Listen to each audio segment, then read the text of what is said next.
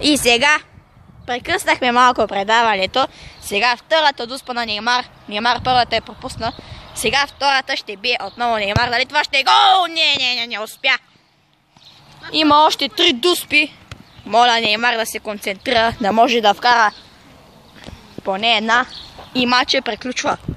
Сега да видим дали ще вкара Неймар. О, не, какво направи тук Неймар? Осра се Неймар.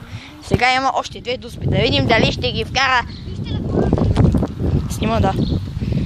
Сега Неймар отново за топката на вратата Кейлор Навас. Да видим сега. Засилва се Неймар. О, какъв удар! Не. Последните 2 удара преди малко бяха само там горе. Защо Неймар? Защо? Какво ще обясниш тук, Неймар? Ко? Ето сега ще снимаме другия заместник коментатор, който хапа. В момента има заплата. Здрасти! Айде сега да видим Неймар последната му дуспа, дали ще я вкара той. О, това е последната дуспа и това е гол на Неймар!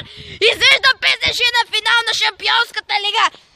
Тук Реал Мадрид загубиха, Кейлор Навас не успя да варди всички дуспи, но все пак и той се представи много добре Пол Погба.